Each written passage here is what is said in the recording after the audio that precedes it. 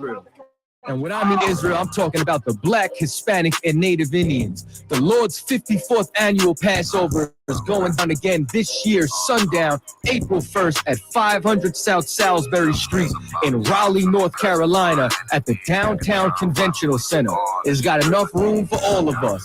The Lord's 54th annual Passover.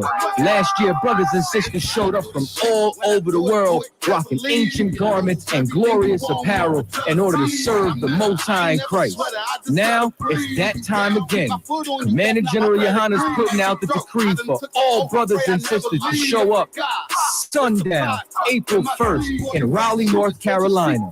Join us at the Sheridan in Raleigh, the hotel right downtown. It's at 421 South Salisbury. The Passover is right up the block at the convention center, literally within walking distance. Make sure you pull up. Make sure that you do your due diligence because rooms are going fast and they are limited this weekend. You understand? We have months in advance of preparation. Do not wait till the last minute to get your room. The Lord's 54th annual Passover, Saturday, April 1st in Raleigh, North Carolina. Join us there. It's about time, send the curses to them enemies. One, it's that time of Israel. It's the Lord's 54th annual Passover in North Carolina. Y'all know what we do. Y'all know what we came to do. Huh? The ISUPK under Commander General Yohana will be hosting the Lord's 54th annual Passover in Raleigh, North Carolina at the Downtown Convention Center.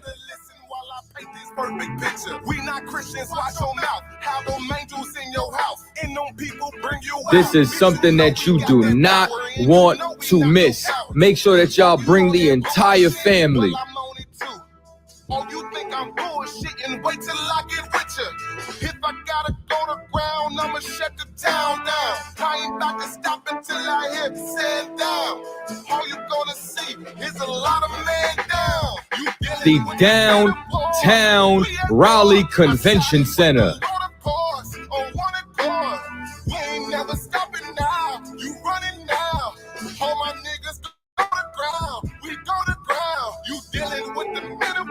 For Blacks, Hispanic, and Native Indians.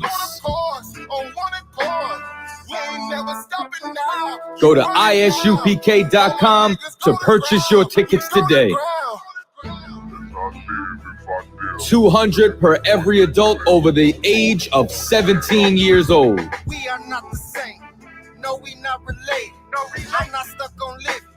Death is a vacation. My camp undefeated. You cannot debate it. You just want the clout. The Lord's 54th annual Passover, April the 1st, is coming down to Raleigh, North Carolina. That's right. Commander General Yohana has done it again. You don't want to miss this. Pull yourself. Pull yourself.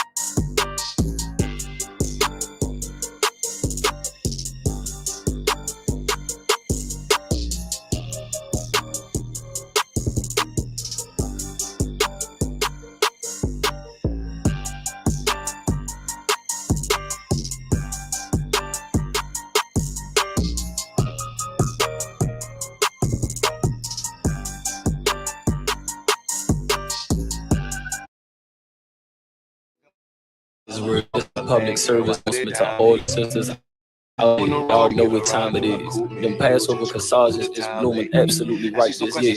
If you a married sister, rock that red corsage. For all the single sisters out there, the white corsage made us for you. Stop playing. You cannot be Passover ready without rocking one of these. Just $10 to complete that fit for the Lord's 54th annual Passover. Pre-order yours now. Click the link below for more info. For just $10, I got a feeling that this is just the right batch of flowers to have you looking on point and official. Sisters, make it your business to get you one, and we hope to see you there. Shalom, Israel. So I spit choo-choo, I taste the whole thing. Taking my style, I'm far from a language, just want me put it down, baby. She on the road, can't get around in my coupe, me and you, we just cruising through the town lately. Ask me some questions, girl, do you mind? What would it take to make you mine, please? Tell me be you, and we can try. So I spit choo-choo, I taste the whole thing. Taking my style, I'm far from a language, just want me put it. Oh yeah, it's going down. Join us for this year's All Black Party, hosted by Commanding General Yohana and the Isupk. This year, it's going down in Durham, North Carolina at the Durham Armory. Last year, brothers and sisters came out from all over the world. It was a packed house to celebrate the 2022 Hebrew Academy graduate. These brothers faced life and death, and as a result, they were honored on this night for their sacrifice and their victory at the gauntlet. But wait, this year it's going down. There will be a Hebrew concert featuring Captain Akai, 144 the Rebel, King Ty, Captain Ty War, Lost Tribe, Captain Katazai, I Won Your Allah, also known as Dope E, and Officer Natazai, UPK Natazai, and much more. It's going to be an open bar. Make sure that you get your tickets. It's going down this year, 2023, the 54th annual Passover and the annual All Black Party, hosted by Commanding General Yohana and the Isupk. Still blessed and still we rise.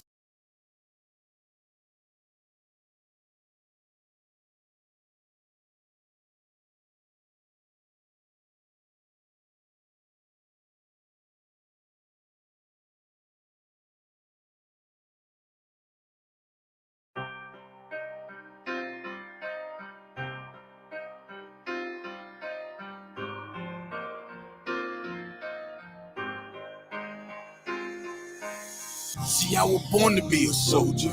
See, I was born to be a soldier.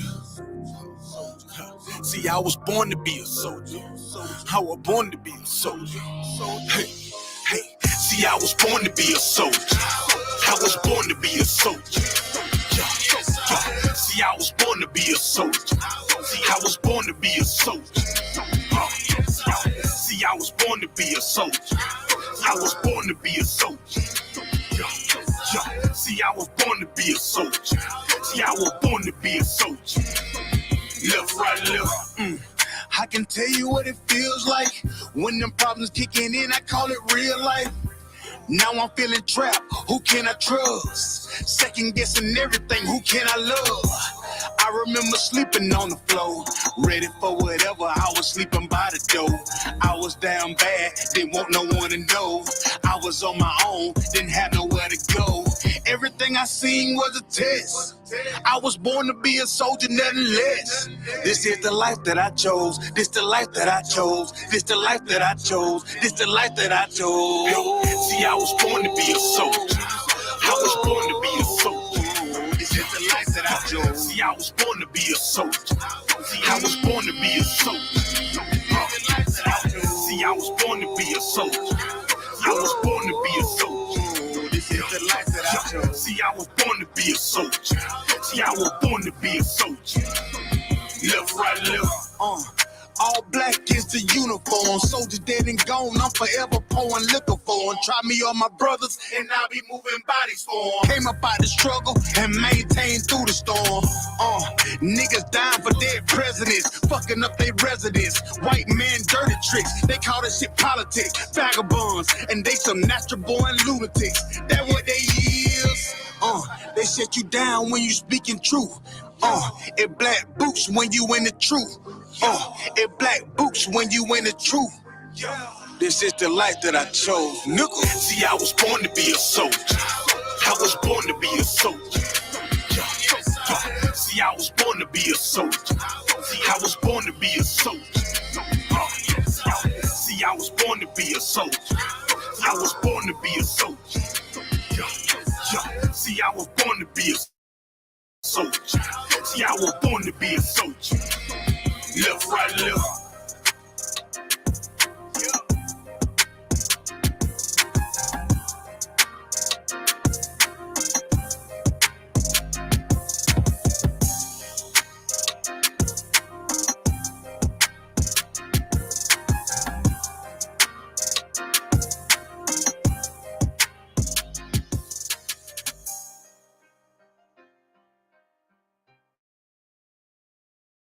With the kids.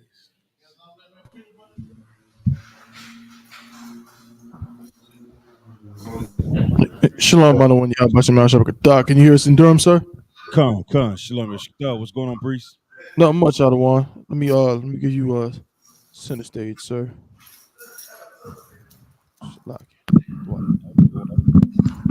Most time, Christ, it's on you, sir. They see you just fine.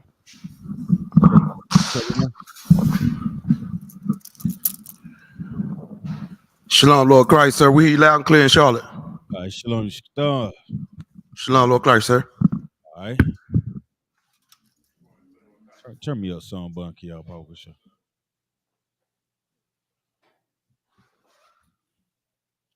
Check. Everybody to up? Come on, sir. Everybody ready to roll? Come on, sir. If I could, I think your volume might be a tad bit low. Turn the game up. Yeah. Check. What about that, Double One? You good? That's perfect, sir. Turn it up some more. Check. What about that, Double One? You good? That's 2 up, sir. Come on. You do need to be louder. Loud, sir. Okay. Just making sure. Then you just turn down our the speaker that's in here, Bible for sure. That one right there. Check. Double One, can you still hear me? Come on. Did the volume dip any? I think it might have dipped a little bit. Turn it back up. Turn the main down. Yeah, check. You still good? Yeah, that sounds about right like that. Yeah, so no, you actually good. I got to turn my volume up over here just a little bit too, but you good. You perfect, sir. Most high in Christ. Yeah. We strive for perfection, man. That's right. Striving for perfection. We good? Everybody in here? Who we got? Who we got with us tonight, Double One? Okay. We got right now we got Durham, of course, Fayetteville, Charlotte, and Goldsboro's backstage. I'm putting them on right now. Okay, Most High in Christ. Okay. So, if I could, sir, please. We now are able to broadcast from 8 different channels on our StreamYard. Okay. So if one of the Akim in Fayetteville want to send me, one of y'all logins for your Facebook or YouTube, I can add that so it'll be live on there as well. I mean, shoot. I tell you what. I tell you what, it's my login, Double One, but I'm gonna have to get with you offline and get it to you, okay? Okay, no sweat, sir. But if you could, I have to get with you offline and send it to you because I had to give you the password, right? Come on, sir. Okay. Most High in Christ. We know how to fix it. Okay, it's 2R. All right, we good? Yes, sir. All right, let's clap it up. Once again, we're the Isupk Star, the 1 West 125th Street, Harlem, New York, operating up under Commanding Junior Hunter. If you're not in the Isupk, you are not in the truth. You understand? Across the nation, you know what I'm saying, we there's nothing more imperative that the Black, Hispanics, Native Indians wake up to the truth of the Bible. What is the truth? That the so-called Black, Hispanics, and Native Indians are the true Jews of the Bible, the Israelites, you understand? And guess what? We have a heritage that we descend from, and that heritage, as we know it, allows us to be the greatest people that's on the face of the earth. You understand? It is not just about numbers. It's about us being obedient to our Father. And us being obedient to the Father, we gain the entire earth. And without that obedience, we lose everything that we have. And if you take a look at Black, Hispanics, and Native Indians today, we've become a proverb and bywords to the other nations because of the conditions that we live in. And if you know anything about the Bible, the condition that we live in is hell here on earth. You understand? The Isupk has a job as priests and prophets of the Lord to open up the eyes of the ones that have been shut by the Christian pastor, by the politicians, and by oppression. So we go out into the streets and teach our people their heritage and their true culture according to the Bible. All right. So I want to get into a topic, if I may, Baba Kushar, and then we're gonna hold the questions. If anybody have any questions, you can put them in the chat, and if we have enough time, we'll get to them at the end of class. Good. So with that being said, give me some hot topics. Bunky, y'all showed me something earlier about a Christian leader, a Christian pastor, Mike Todd, the Louis Vuitton and the red bottom shoe pastor wearing penny loafers, you know what I'm saying? All that. That was something that he said. And as a pastor, is leading our people to the slaughter, man. And you will see how, and in this, Thought One, you familiar with what I'm talking about? Is he still on? So you hear me, sir? Con, I think Bunky, y'all sent it. Just let's go over some hot topics real quick. Then we're gonna get into the class. Con. So he sent me that video, or that the one talking about the gender and all that. Con. Salaki, sir. Please. If I may, I got 2 very hot topics, if I may, sir. Come on with it. One of them right now is China's president is sitting toe-to-toe with Putin as we speak. He took a trip over to Russia, or Putin took a trip over to China. Either way, they're sitting toe-to-toe right now. The second one is they put out a arrest warrant for Putin's arrest. Good night. War crimes. They put out a arrest warrant for war crimes, right? You see how evil this empire is. Now, we try our best to stay out of the oppressor's business. You understand? But the one thing that I noticed is you can put out an arrest warrant for Putin, right? But have they ever issued an arrest for Reagan? Using Reaganomics to decimate or desecrate the Black Hispanics, the Black and brown people, man. Y'all understand what crack did to our neighborhoods? Absolutely. No, did Nancy Reagan never received an arrest warrant? Sir. Did Margaret Sanger ever receive an arrest warrant? They giving out, Obama's giving out statues in the name of Margaret Sanger. And Margaret Sanger was quoted for saying that, guess what? Planned Parenthood were more successful in killing Black babies than the KKK.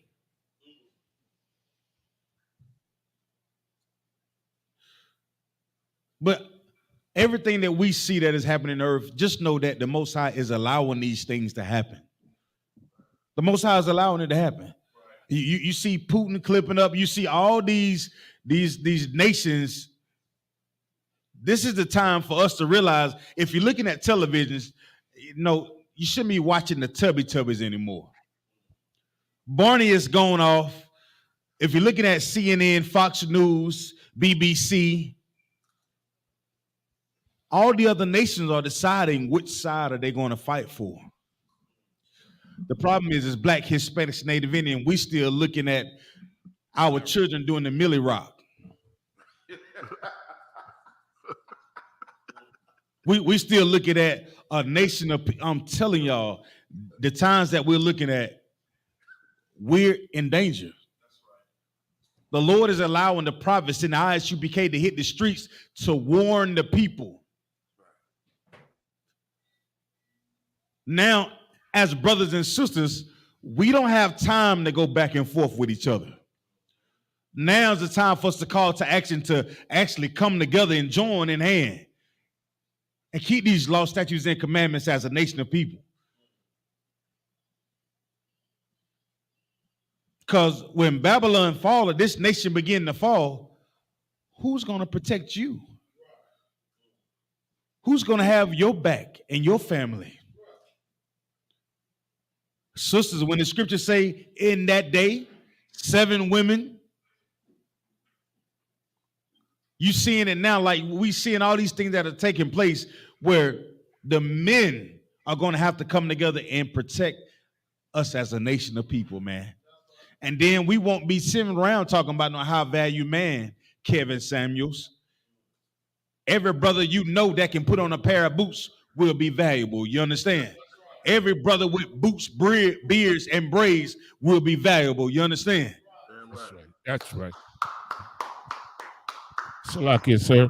Come on with it, N.W.O. If I may, since you, with just adding on to what you just said, there's another story that I would like to bring out as well. And that's okay. In Fort Hood, Texas. Okay. Another Hispanic sister was found murdered.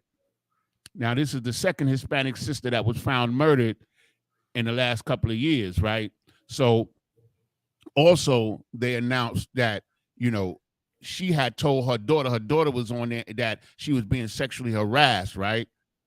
So what come to find out, that at Fort Hood in the last 5 years, there's been 11 homicides and 50 suicides in Fort Hood, Texas in the last 5 years. And our sisters are bearing the brunt of these assaults and these homicides and these suicides, and it's not coming out.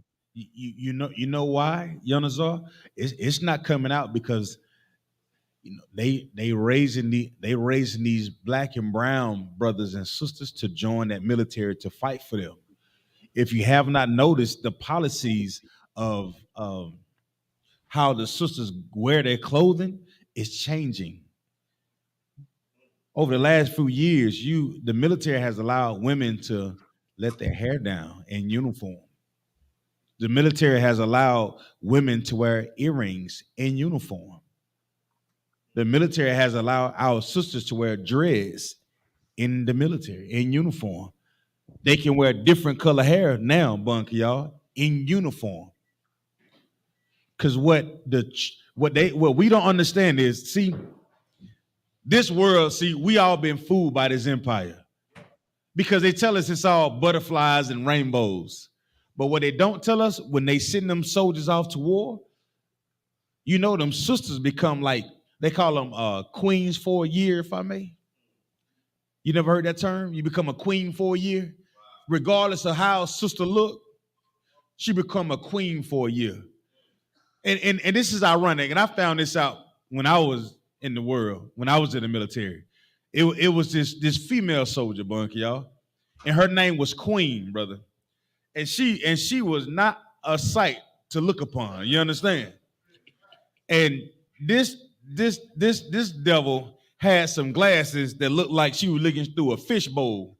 Like she look, literally her eye was like this, brother. her glasses are. I'm telling y'all, her glasses were so thick, brother. She could burn an ant. You understand? But while we was deployed, you know what? You know how many men I seen knocking on her door?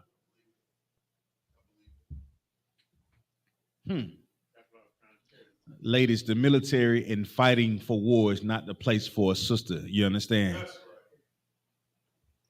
If you're black and brown, the military is no place for you. You understand? These are just the numbers of the murders that they actually happen to report. You know, the military have tons of unsolved mysteries, man. Tons of unsolved mysteries. And they all call it on the name of suicide. Con. And if I may, sir, like just a food for thought. Why are some of the jobs that are reserved to be protectors of other people have some of the highest rates of suicide? You know that police have high rates of suicide as well, just like the military. Why is that? Why is it? Sir. Come on.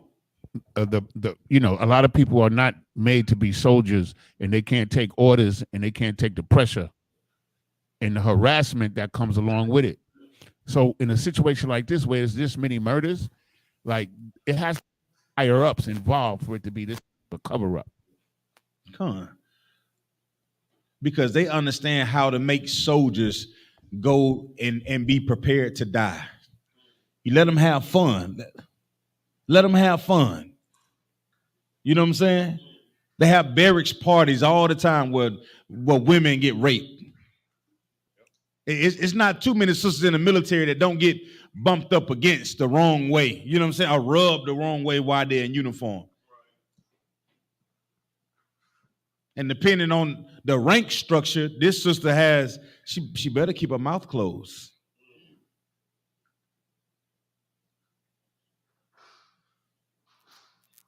And the whole unit will turn on that sister if she files some kind of grievance against the higher up. Lord forbid it's a popular brother, somebody that has some real power. The military is not a place for our sisters, man. And it is not a place for us as Black, Hispanics, Native Indians. We used to hear the term all the time growing up. You ain't got no place in the white man military. Y'all ever heard that?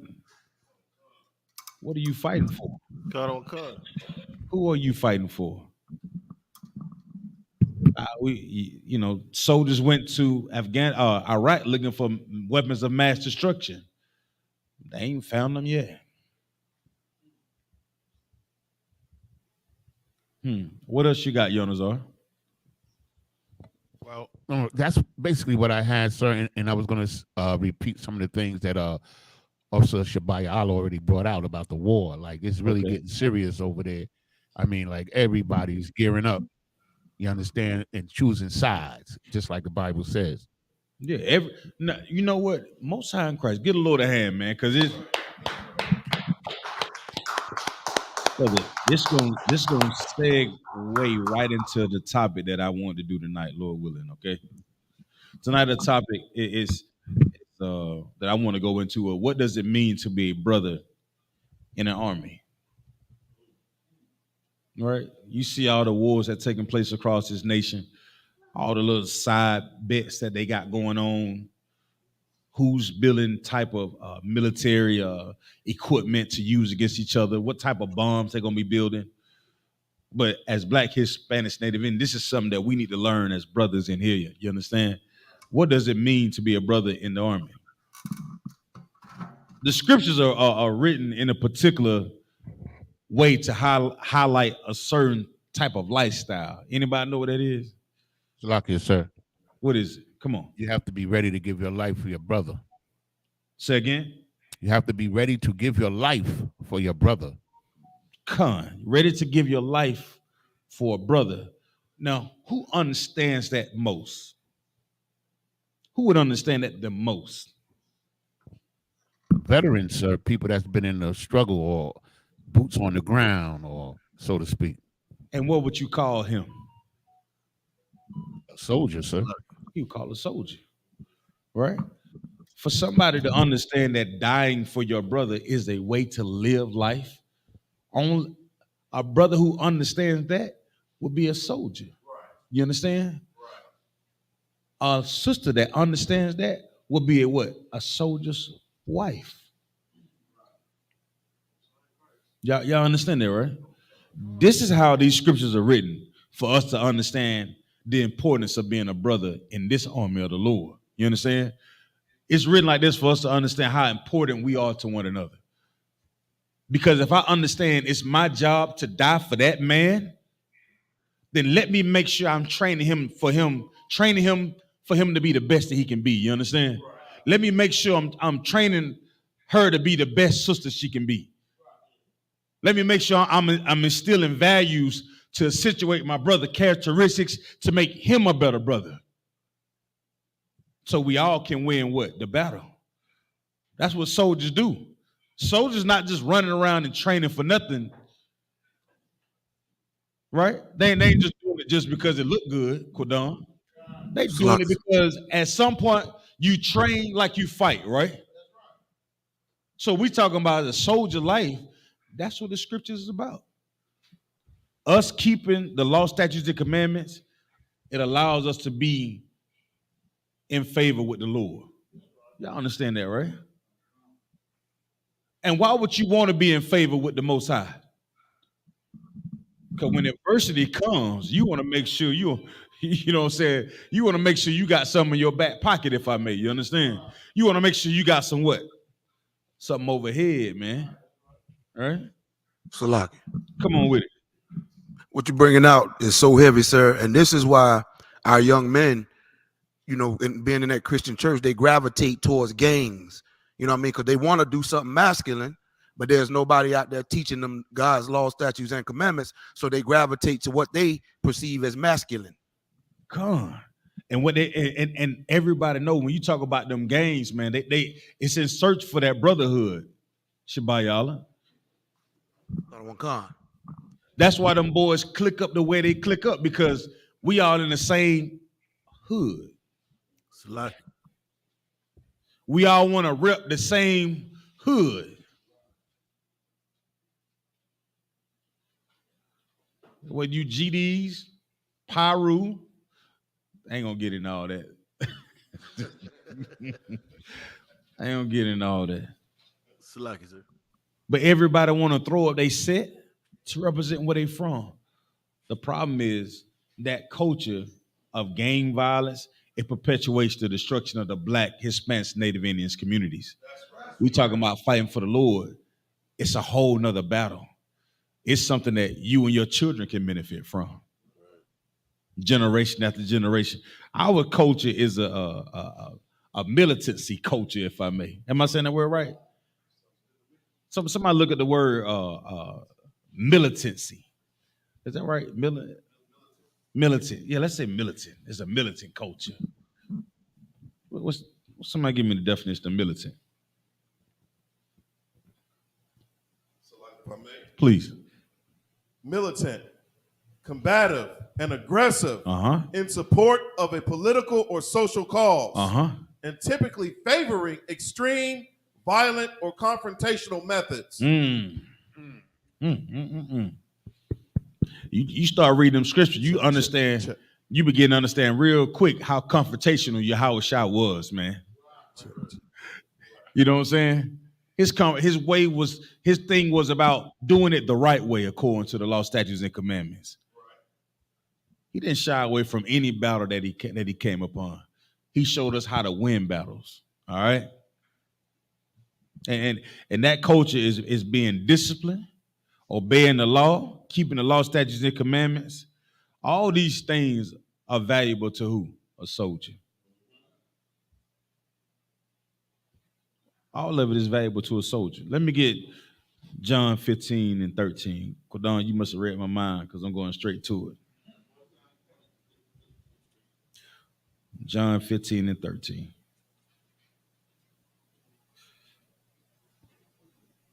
Everybody good? Salaki, sir. Come on with it, boss. What you're saying is so heavy about our people as Blacks, Hispanics, and Native Americans. You know, a lot of our people, we come from a nation of soldiers. So it's in a lot of us to be soldiers. Mm-hmm. And I think I heard General Muhammad say one time, like, a soldier gonna find him a army, or he gonna find him a battle. He gonna find somewhere to fight. So that's why our brothers get off into gang banging or Esau military or whatever. But now, you know, the water to the Most High Christ for Commander General Yohana holding down this truth that we got the army of the Lord for our brothers and sisters to join into. Right. Give him a hand, man. Straight up. So who got it for me? Who want to take off and read it for me? Console, I got it. This is the book of John, chapter 15, verse 13. Greater love hath no man than this, that a man lay down his life for his friend. That a man lay down his life for who? For his friends. Now, if you're talking about brotherhood, this is the pinnacle of brotherhood right here, man. This is the pinnacle of brotherhood. We got to understand what love is and what a friend is. You understand? So, what is love? Let's start there. What's love, Kodon? Check. Salaki, the other one. Love is that we keep the Most High's commandments. That's true. Give me another way to say it. That's shalom. Actions, sir. Actions as in what? If I may. Come on with it. It's correction, sir. Love is correction and sacrifice. To who? Or for who? For the Akim and Aquatium. Yeah, obedience to the Most High. Right? Kind of one concept. See, everybody get afraid of this obedience word, right? But when you talk about obedience, what y'all think should come through your mind? Obedience has to become a duty, man. If you're a soldier, you got to understand, like, you obeying the law, statutes, and commandments, that's your duty. You understand? It's a duty to be a soldier in the Lord and say, I'm gonna keep the law, statutes, and commandments, right? It's part of your responsibility. So it hit a little different when you say, hey, Salak, y'all, hold this post down right here. This is your duty. You see a brother, come on with it. And then when we was in the world, we didn't mind obtaining that duty to please her booty. Yeah, come. You know what, Shabayala? That's real. Cause brothers are jump through hoops to chase some tail. Right. You tell a brother to show up on time. Hey man, we camp start at 1. You looking at all type of reason why you can't show up at 1 o'clock. I remember back in the day before brothers had GPS, man, a sister could give you her address and she say, and I guarantee you'll make it to her damn house, man. She be like, I stay on 1536 Auburn Avenue. You would find, brother, have 10 pieces of paper. You know how you print it out on MapQuest?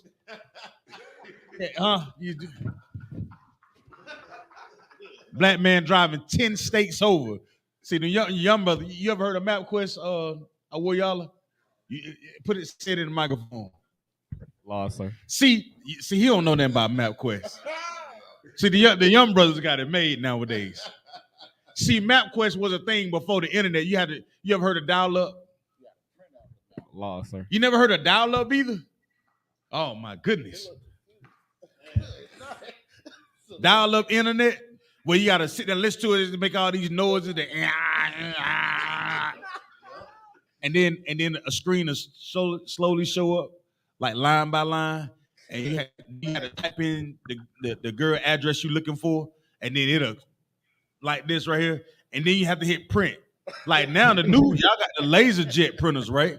It just comes straight out. Now them old printers, is your print out like that? But guess what? You would take them 10 sheets of paper and you will find your way to that sister's house. That's right. Salaki, sir. Come on with it, Tabu One. And if I could, in the process, you had to inconvenience everybody in the house because they couldn't use the house phone. Right. So she Yeah. was using God. the dial-up. Get out the phone. I got what it say. I got an email coming in.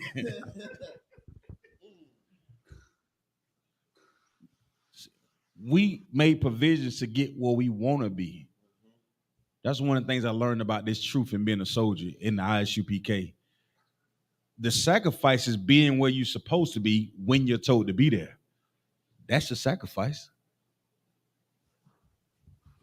They used to say this all the time. The hardest part about anything you're going to do in life is showing up. Just be there. You understand?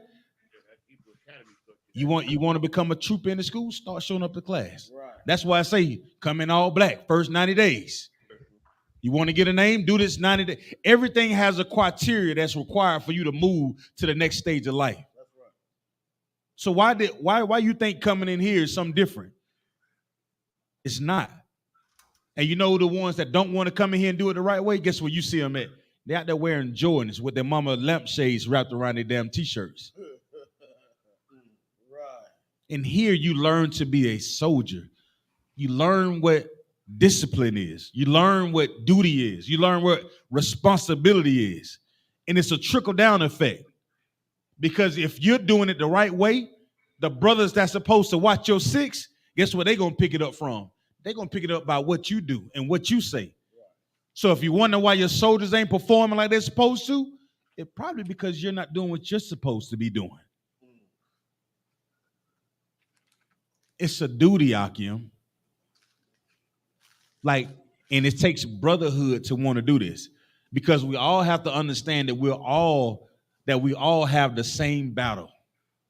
Now, I may not know what Shabayala is going through whenever we depart at the camp, but I know what Shabayala is going through once we depart from camp. Why? Because he's my brother. Right. And I know the brothers that will do what? Labor amongst, right? You know we all fighting the battle a lot. We all got something to be fighting for, right? So read that scripture again. This is the book of John, chapter 15, verse 13. Greater love have no man than this, that a man lay down his life for his friends. Mm-hmm. A soldier that understands the duty of love and responsibility, that's a brother that's in the Isupk, man. That's right.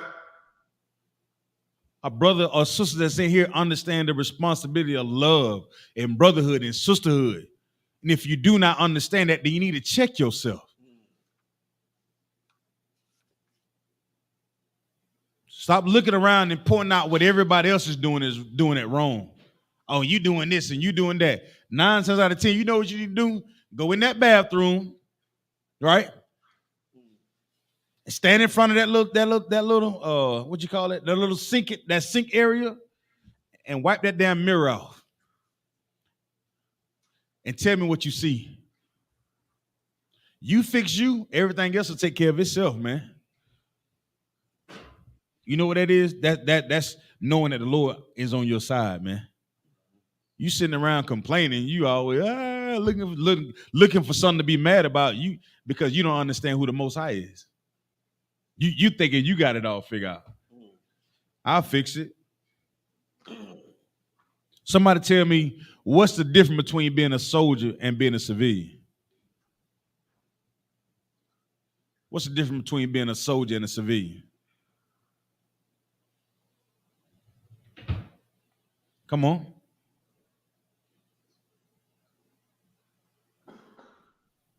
And we in class, right? Come on, Akim. What's the difference between a soldier and a civilian? I'm just trying to come on with it. Who's that? A civilian do whatever they want, and a soldier take orders. Come on. A civilian, what's another word for doing whatever that you want to do? What's one word you can sum it all up to sum that phrase up? A civilian is what? Select. Come on with it, boss. Selfish? Yeah, they selfish, but that's not what I'm looking for. Come on. So like I said, a soldier is obedient. What's A soldier is obedient, but what is a civilian though? How do you class? Well, what's a word you can classify a civilian? Come on, Buck, y'all. Non-combatant. What else? What's a civilian, y'all? Come on with it. You doing whatever that you want to do. You are what? Salaki. Mm-hmm. Free? You free. Yeah, right. You give him a hand.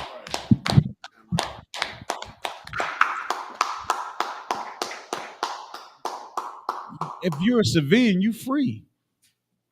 You eating what you want to eat. You having laying down whoever that you want to lay down with. You putting whatever that you want to put into your body. You're celebrating whatever you want to celebrate. As a soldier, you don't have those same, you got a whole nother duty, you understand? As a soldier, you can't put whatever that you wanted to put into your body, Bunk, y'all. As a soldier, you can't, you go to sleep and wake up when you're told and asked to. It's a difference. And Isupk, we're soldiers in here, Akim. If you do not know this, and soldiers come into this school to produce. If you come into this school to look around and see what everybody else is doing, this is not the place for you. This is not the place for you. If you're a sister that comes in here that do not understand that, guess what? It's not about your love life. This is about making sure that men of the Lord have what they need to go to battle when they are supposed to go out to battle. And when they come home from battle, there's a place that they can relax and receive sleep that come from pleasure, if you understand what I'm saying.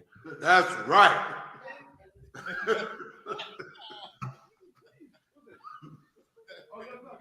You understand? Y'all see them soldiers that come back from the military, them wives be hugged, they be kissing and guess what? Soldiers don't even care, Bunky, y'all. They done had a phone conversation with this woman. She done slept with 3 men while he been gone. She done had a baby that don't even look like him. But when he come home from war, she there with flip-flops on. He just happy to see her. Now, after the first 2 months, after all that bullcrap, well, then he come to his senses like, yeah, whatever. I'm gonna get rid of you. You know what I mean? But most of the time, a woman understands her responsibility when a soldier come home from war. It's her job to comfort that man. You understand? To put him back to that thing that made him like, chill just a little bit. The problem is with our sisters and our brothers today, the brothers don't know we are at war, and the sisters don't know how to act when the men come home from war. So guess what we do? We battle with each other. Right. Not understanding who the real enemy is, where the real war is. Ain't that something? Come on now, we good? Y'all quiet on me today, huh? Let's go to 1 Thessalonians 5:12, Bible show.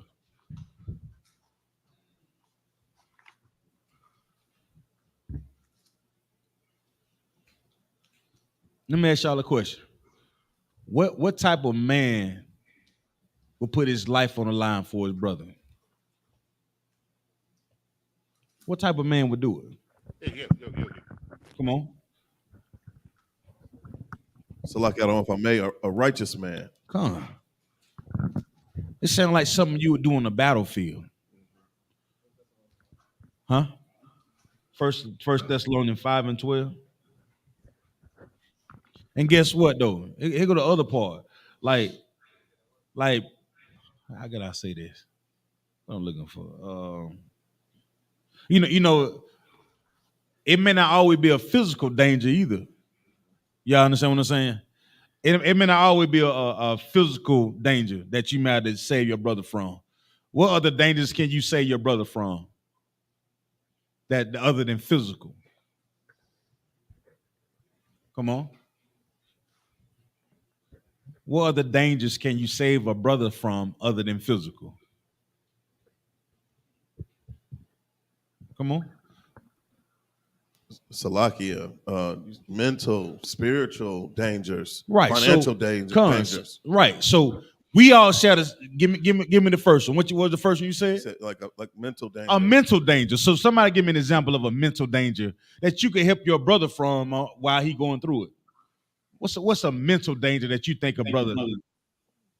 Come on. Hello. Salakia, a brother giving too much of his strength to women. You know, his mind. He got his mind caught up in serving his woman. And for you to do that, you have to understand that this is part of your what? It's a duty that we have. That's brotherhood. Right. You understand what I'm saying? That's brotherhood. For you to look at a brother and say, you know what? He may not be dealing with something physically, but mentally, my brother is at war. That's right. This is part of my duty. You understand? Right. To be a brother to him. Sisters, if you see a man that is struggling with something, he may not physically, he may be fine. He may be that dark hunk of chocolate that you always desire, right? And if you may like them light bright brothers too. Ain't nothing, whatever floats your boat. You know what I'm saying? Tomato. You understand? But sisters, if you see your brother going through something mentally, don't tear him down while he's battling. It don't make sense. Don't make sense at all. Brother, if you see your brother's battling with something mental, why push that cup on over there to him? Huh? Why would you do it? What was the other one, Bunker, y'all? So we got physical danger, we got mental danger. What else? I guess you could say spiritual. Spiritual danger. What would be an example of spiritual danger? Okay, brother, brothers. Hold on. Give me and get somebody else. What would be an example of spiritual danger? Spocky, sir. Come on. Depression. All right. So how would you help your brother battle with depression? Okay, remember, our job is to lay down our life. There is no greater love than we lay down our life for our brother. So if you got a brother dealing with spiritual, how do you help that brother out? In order for you to help a brother, you have to know what his issue is. So you go to that brother, he and thee alone, and you talk to him. And you try to find out what his issues is and see if he's willing to talk. And if you can help him, you help him. If not, you can suggest that he takes counsel. Most High in Christ. You know what you didn't say? I don't know what's wrong with Kodam, man. That nigga tripping. That's what you didn't say. You know what you didn't say? You didn't go back and start talking about a brother behind his back. You didn't go back and start talking. And so many times, like so many of us think, like you think you helping somebody by saying something about somebody to somebody else. You're not helping a goddamn thing. You're actually making the situation worse. Because the one thing that you can do to fix it is right there in front of your face. The brother dealing with a mental illness is right there in front of your face. The sister that is dealing with mental illness is right there in front of your face. Right. So why go talk to another brother or another sister about something that you see somebody else going through? Are you really helping your brother when you do that? Are you helping your sister when you do that? You're not. You're making it worse. You talking about really helping a brother or sister is going to him and him alone. Somebody respect you a hell of a lot more, man. They said, damn, man, you didn't try to embarrass me in front of everybody, man. If my breath stink, I want you to tell me my breath stink. Don't go over there and tell Ayathan.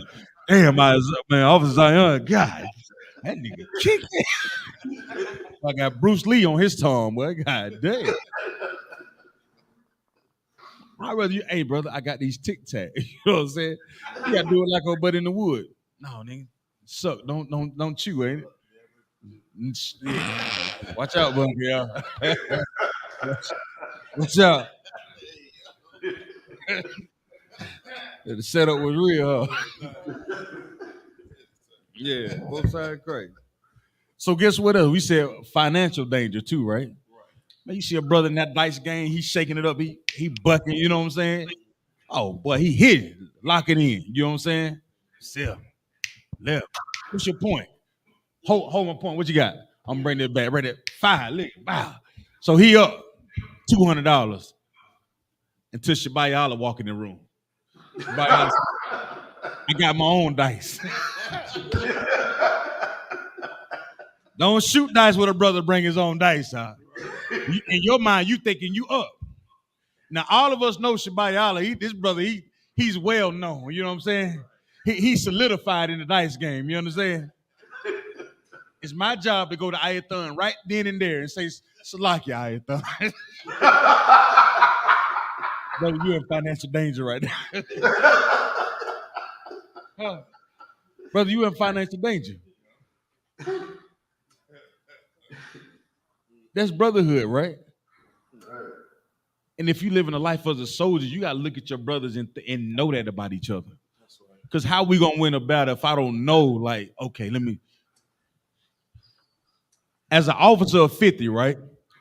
You know why you do any of you know why you're an officer of 50, Baba Kushaw? Anybody know? Come on. So like I said, if I may, you're able to run like or lead 50 men. You're able to lead 50 men. You understand? You see how important that sound? Like you're not just an officer of 50, Quadon. It's your duty to be able to orchestrate and how to move 50 men in a way of a warlike tactic, right? You understand? Like to move in a certain manner. And then for you to say, oh man, I can't wait to get officer of 500. Like, your job is when a brother come through that door, guess what? You remember everything that you done been through as a soldier when you first walked through. So guess who gonna be the closest to it when he walked through it? You just came out of it. So guess what? You gonna know exactly how to, hey brother, you gonna get them fringes on the pants, brother. He gonna get tired of talking to you, you know what I'm saying? He gonna get tired of talking to you. But guess what? You the brother that he gonna learn first. You don't want a brother to come to the door and he meet General Hyman and he ain't got no fringes on his pants. General Hyman like, what? Hey, where you from, brother? The officer of 50 ain't teaching you. The officer, you become an officer of 500 and you ain't got your you don't know how to blouse your pants. You walk around with your pants ain't around your waist, it's on your ass. So lock you for my language. Your headpiece sideways. Everything about you look dusted, busted, and disgusted, right? No, this is a professionalism, right? We exhibit the highest form of professionalism, Bunk, y'all. It goes back to it being a part of your what? It's your duty, man. It's your responsibility. You see, you know how y'all look at some of the old UPK videos and y'all see Yaiquab and Arya, and y'all see them brothers studded up and fringed up. They stood out. That was part of their responsibility. It's like, sir, for me. Come on with it. It's like I ain't trying to, go backwards, but I had a a preset when you were talking about as far as our duty, you know what I'm saying, as far as helping a brother out. You know what I'm saying? I just had a preset for you if you two are that's Mahayar. My man. Come on, Mahayar. Hey, Salagi, sir. Go ahead.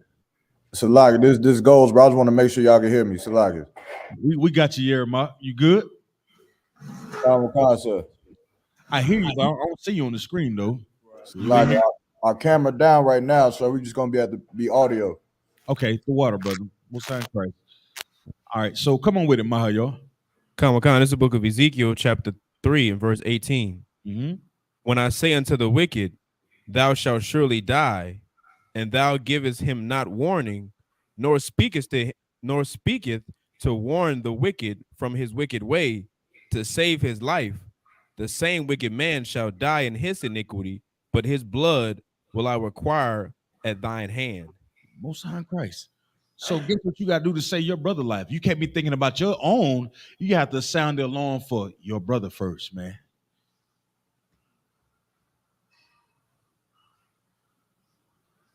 Hey, brother, that's it. That's a bad idea. You don't want to do that. Hey, brother, put that down. You don't want to do that. Hey, brother, you need to start showing up to camp. You ain't been to camp in the last couple of weeks, huh? What's going on? Everything tore up? How's the family? Oh, okay. Sweat. Oh, you been paying your camp funds to Cap? Oh, brother, but did you call Cap? Let Cap know that you ain't had the camp funds to pay? Oh, man, but you been paying the building fund. Oh man, you been paying your tithes. It's a surefire way to understand what sacrifices that your brothers are making if they're not even coming around. How can you know a brother if they're not coming around? Right. Make yourselves available. It's part of your what? It's part of your duty. It's part of our responsibility. Because I learned this a long time ago. When you think everybody else gonna do it, it's not gonna get done. You make it yours, guess what? You know without a shadow of a doubt, it's gonna get done. Y'all, every brother understand. Y'all may not come through the doors understanding what a soldier is, but by that third week of Hebrew Academy, you probably figure out, God, what in the hell I done got myself into? Them damn mouth get dry, muscles start hurting. You ain't never, man. My epilecurus is hurting, brother. What's your epilecurus? That's the muscle behind your ear, right here. How the hell I pull my epilepticus?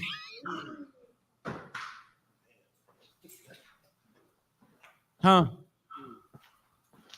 But you know what that teaches us though? It teaches us how to push our bodies, man. How to push your body, how to push your mind. And then you looking at the brother next to you and you understand that guess what? This pain is something that we all can endure. We can endure it. And guess what? You get stronger and stronger and stronger. The more and more you be around your brothers, the issues that you used to have with marijuana, it goes away. The issues you used to have with watching porn, and it goes away. The whoring and the whoremongering, the more you be around your brothers and your sister, it goes away. That alcoholism, all that drinking and falling out drunk, guess what? The more and more you're around your brother, you begin to realize like being around my brothers is more important than this damn bottle. And guess what your brother realized too? He realized that when he look at you, he say, damn, he want to be around me more than he want to be around the damn bottle. You see how that works? Like we recognize like the benefit in us being around each other. We recognize the importance of preferring one another, if I may. And I thank the Lord, Barakatah Yahweh Shah, that we had a brother like Captain Thought that pushes us to get together, man.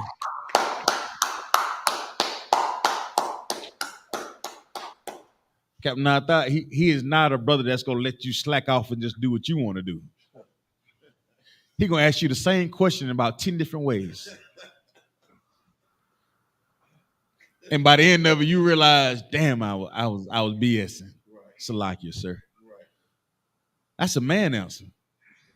It's on me. It's like, sir, I got it. I understand.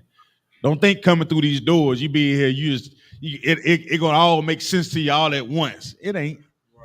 It's not. Because you've been conditioned to think the way the world wants you to think your entire life. So when you got a young man that coming through the door, like, saying Warrior, what's my brother out there in Goldsboro, Jeremiah, what his name? What's his name? Nadia. Yeah, brother like Nadia coming in. Like it's our duty to really take them brothers and mold them into soldiers. Because if we don't take them, guess what? Satan will take them and find something else for them to do. He is Satan is good at taking brothers and putting a Glock 22 in their hand and telling them, hey, go die for this street. Satan is good for putting them mollies and perks in your back pocket, them 30s, them jump man, and say, go out here and sell this. You ain't gonna make no money with them niggas out there talking about the Bible. Well, I guarantee you can make $60 a pill. So you got a young man that's looking at his life like, should I go with them? Because all they do, they ain't teaching me nothing over here. I might was going over here do this. Now you come here, you're gonna learn to say con on one con. And most brothers yearn to be soldiers. Like what Shabayala said earlier. They yearn to be told, hey man, pick this up. Put that over there. Now your rib, on the other hand, that's a entirely different class. That's a whole nother concept.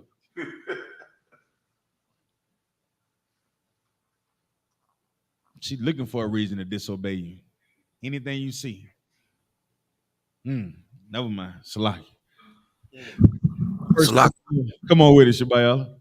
Con, what you bringing out is so heavy. Like when I was in the world, I had brothers that used to follow me, and I'm following them. I mean, they following me, and I'm following another brother.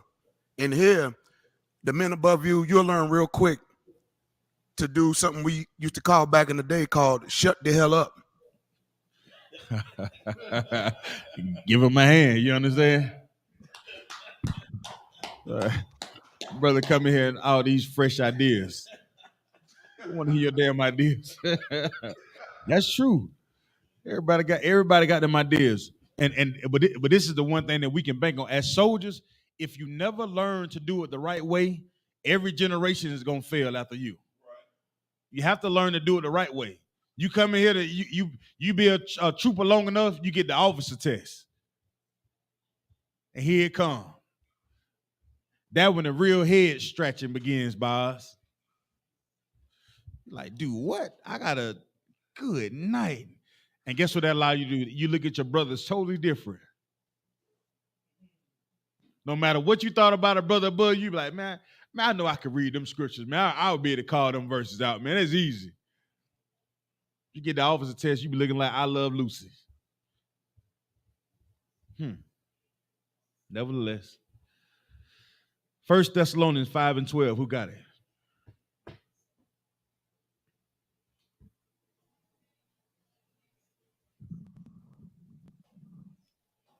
First Thessalonians 5:12. Come on. Con. This is the book of 1 Thessalonians, chapter 5, verse 12.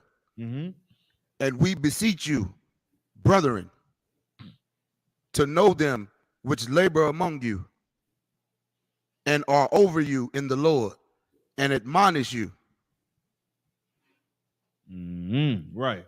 So how can you consider your brother if you don't know your brother? Right? How can you consider him if you don't even know him? What we going back earlier, right? How can you consider your brother you don't even know him? Who want to break that? Who want to break the scripture down for me? Let's go.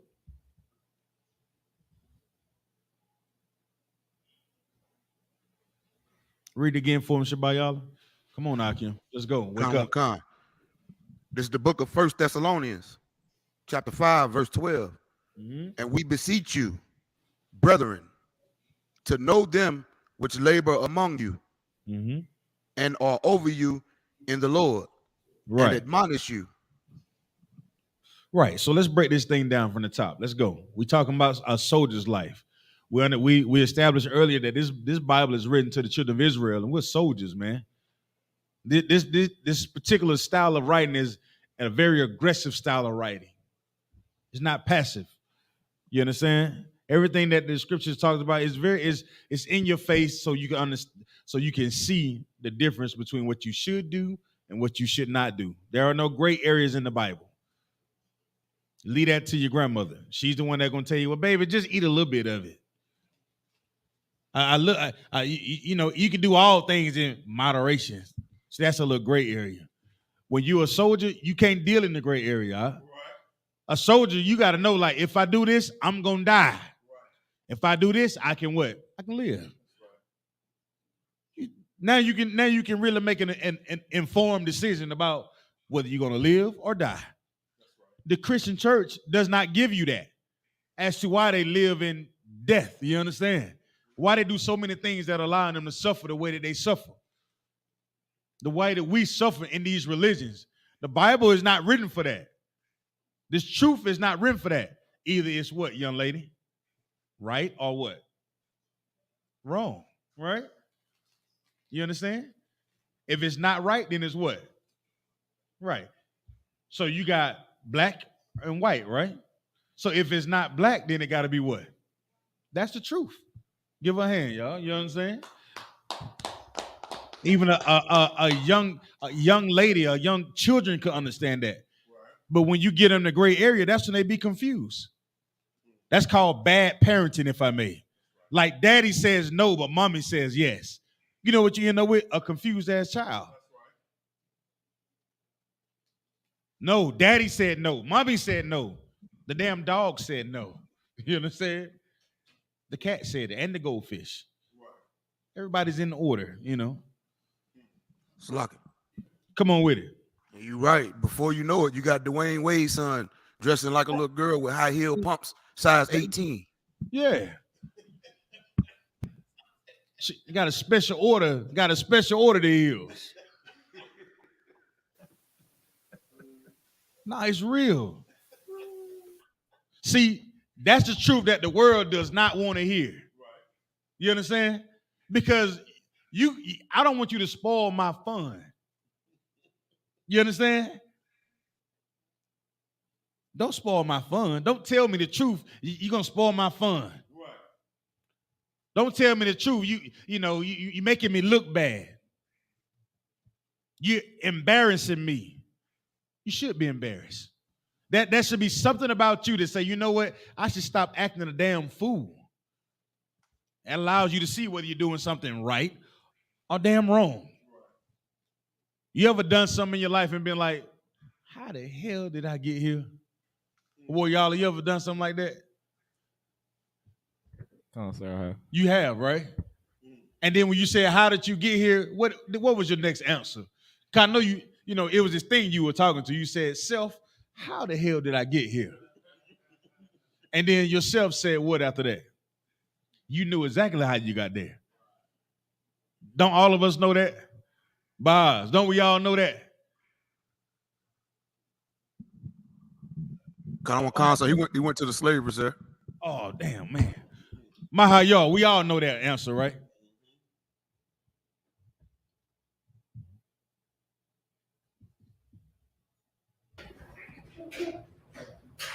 Oh, there go Jeremiah.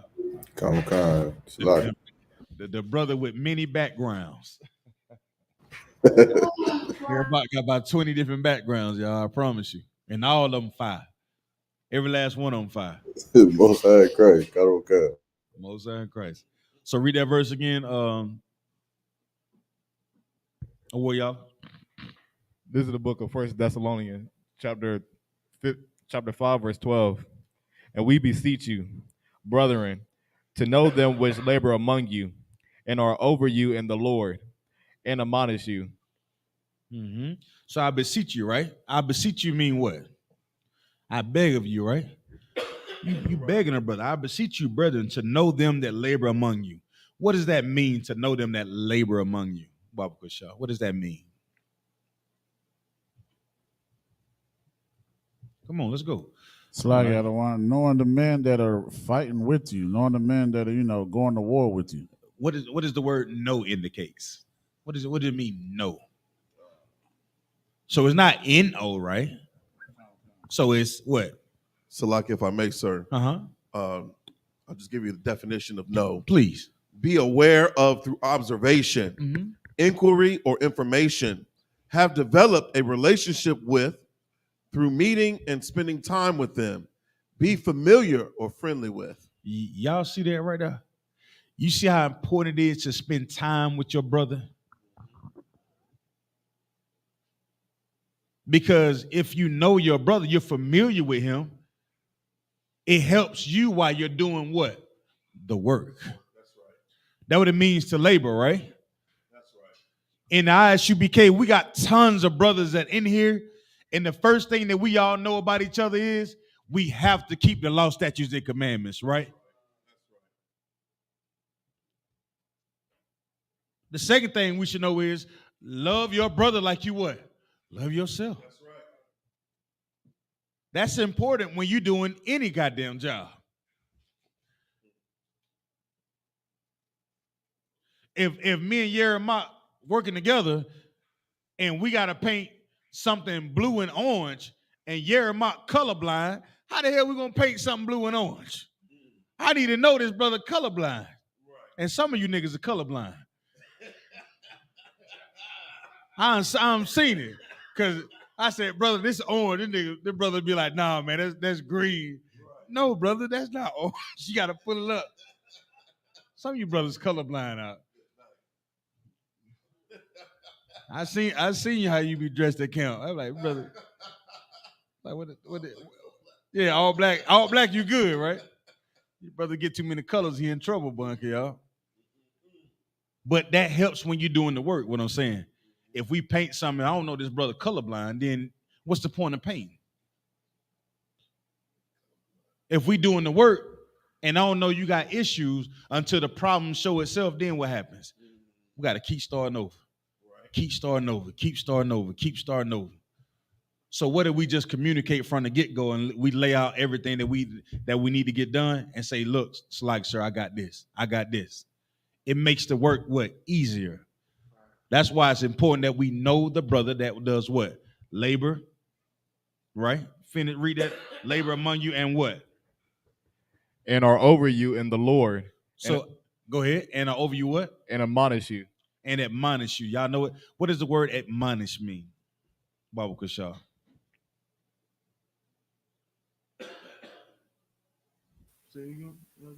Now you hear it said that are over you in the Lord. That's a very important part right there too. Y'all know what that means, right? Over you in the Lord first. What does that mean? Come on, young man. I mean, it's like a war, y'all. True. It's lucky that they ain't the truth. That ain't the Isupk. Say again? That ain't the Isupk. That ain't the Isupk meaning what? It's like how you are to me. The brother's making sacrifices. Okay. You understand? In the Lord. He's at camp. He's paying his tithes. He's in class. He's sacrificing his time, his efforts, his everything is in the Lord. You understand? He's not in what? The streets. Right. You want a brother over you that's in the streets? He can't be over you in the streets. He got to be in the Lord to what? Admonish you. Meaning what? What does it mean to admonish? So, This the Google Dictionary of admonish. Warn or reprimand someone firmly. Yeah, to correct a brother. That's right. The streets can't correct the streets. I'm sorry.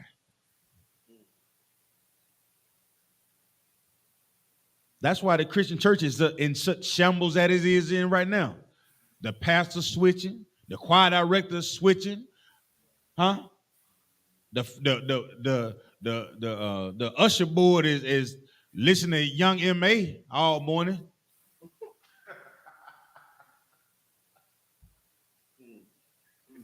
Don't get mad at me. Get mad at your church. Right. So many of our people done been hurt so much, and we don't want to deal with the pain, so we turn a blind eye to it. The Lord didn't call us to do that, huh? When you know your brother and the things that y'all doing together is important for this work, that we all be in the Lord. When you wrong, brother, you're going to get corrected, God. It helps us all.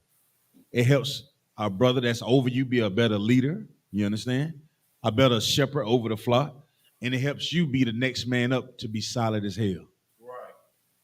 A brother ignoring your faults and your flaws does not help us out. You understand that? That's right. It ain't too many. You won't get around Captain 9000 and he not notice, hey, Salaki, brother. I used to be around Captain 9000 so much I started talking like him. Come on. Huh? You start picking up the mannerism of the brothers because you're around them so much. You start laughing like Bunker, y'all. Hey, you start stealing Shabayala jokes, huh? You start going at them like Officer Abraham. You play cool like Officer Yahweh, huh? Jeremiah start going at the what was Jehovah Witness. I said, oh brother, let me use that Jeremiah. Huh? It's good for brotherhood. You understand? That's what soldiers do. I see what you're doing, Kodam. I want to use it. I want to become a better soldier in the Lord. And the only way I can do that is, you understand? I gotta know you first, brother. I gotta know you. You know what I'm saying? Read on verse 13. Verse 13. And to esteem them very highly in love for their work's sake, and go ahead. And be at peace among yourself. So let's break that down then. It says what now? And to esteem them what? Very highly in love. So what does that mean to esteem them very highly? Baba Kashah, what does that mean? How do you esteem someone? So the first part is to know them that labor among you, right? To get to know them in the Lord and correct them when they're wrong. Now it's time to what? Esteem them. To do what? To honor them, right? Very what?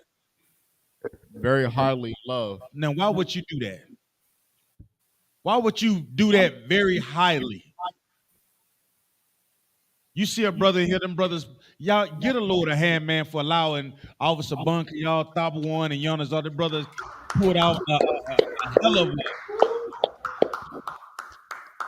extreme professionalism. Impeccable, if I may. Oh, man, them brothers, they was on it. Jonas being the historian that he is. Top One being the excellent writer, you know what I'm saying? The grammar, see, we know these things about these brothers because we be around y'all so much. Jeremiah looked to me when we was at the thing, he said, I one love doing this stuff right here, man.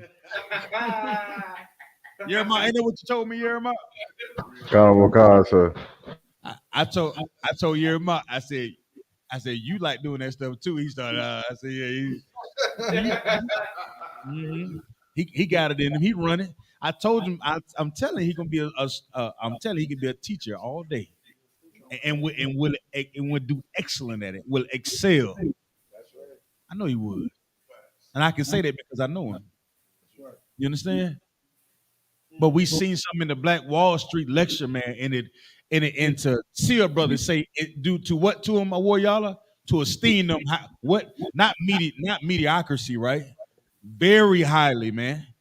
What's the difference between high and very high? Huh?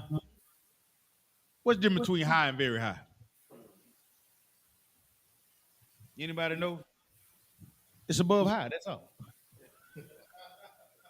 You got high and some very high. That's all. But you do it where though? What's the important part? You do it where?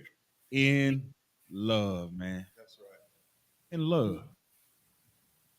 You talk about how to establish a brotherhood as soldiers and us coming together. You got to do it with love. You got to do it with esteeming one another. You do something good, you always want to be the brother, man. Good job, man. Great job, brother. You did that. Because you don't know what this brother dealing with, huh? You don't know what type of financial dangers that he's in. So if you go out somewhere and a brother buy you a chicken sandwich, say, hey, the water, brother, most high in Christ, huh? You don't know what type of money. He may be like, damn, I'm swipe this card. I hope this thing go through. You know what I'm saying? You don't that brother say, yeah, I know he got it. No, you don't. Don't do that. Don't know he got it out. No. Don't know he got it, Buck, y'all. That's some brothers in the world would do. sit back and watch you pay for something and be like, in here? No, you want me to get it? I got you, brother. Don't worry about it. And that way, when we done, we say, the water, thank you. Huh? That's proper etiquette, You on that goes, that's not just high, but that's very high. You understand? Read on. For their work's sake. For their what? For their work's sake. For their work's sake. What does that mean? It's lock it. Come on. For the stuff that they did? Yeah. He keep it plain Jane on it. For the things that they do. You want to say the water for what it is that they do. Because each and every last one of us that are in this school that are making the sacrifice that we make is important to the Lord. For this work sake, right? Read on, boy, y'all. And be at peace among yourselves. And be where? Be at peace among yourselves. Now be battling back and forth. Be at peace among yourselves. Now you didn't understand what I was saying to you. Be at peace among yourselves. Now that's just your opinion. Be at peace among yourselves. You know, sometimes it's best to just get the job done instead of going back and forth. Be at peace among yourselves. Right. It's almost it's this comedian. He's a devil. I used to listen to him when I was back in the day. Jerry Crowley. Y'all ever heard Jerry Crowley? You know Marcel Ledbetter. Y'all never heard none of them stories? Well, it's one of the stories, right? He take this guy out fishing with him, and he want to know, man, how it's a drought and ain't nobody catching fish but you, right? And the man said, man, how in the world you catching fish? So by the time he asking him how he done catching fish, you know what he done did? He had a stick of TNT, had done lit it, bunker, y'all. He said, what you about to do with this? What you about to do with this TNT? And the brother said, well, I'm about to fish. He said, you gonna fish with a stick of grenade? He done lit it, right? And the man said, well, what you gonna do? You gonna sit here and argue with me or you gonna fish? You know what I'm saying? Huh? Sometimes it's good to do the work out. We follow the orders, we do the job. When the job is done, we can sit back and review what we could have done different or better. It's all part of our what? Our duty. And we should do this job in peace. It shouldn't be no turmoil in here because it's based on what? Order. Everything is done in decency and in order. Captain I thought tell you to do it, do it. It's done. It's like, sir, done. Right. Who's next? That's create peace, right? Read on. Verse 14. Now we exhort you, brethren, warn them that they are unruly. Do what? Warn them that they are unruly. Comfort the feeble-minded. All right, so what does that mean?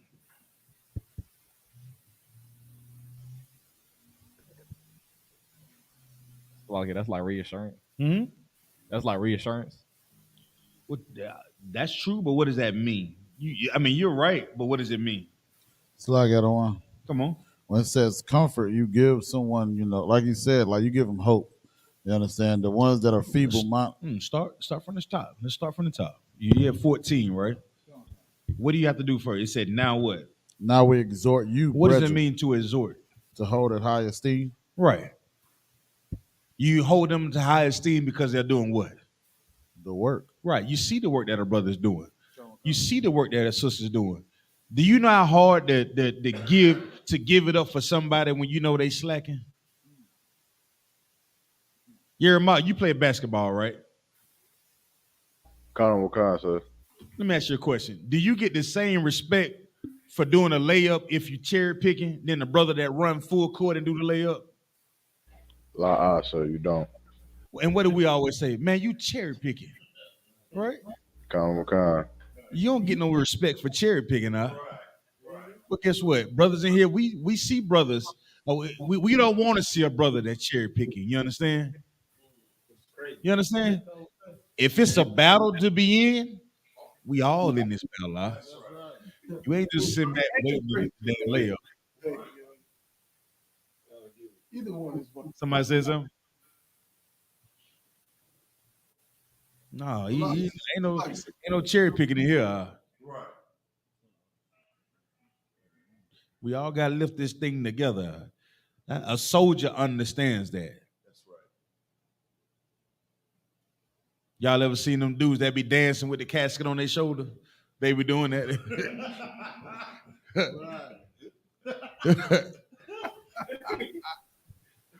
What if one of them joker dipped the wrong way, Kadon?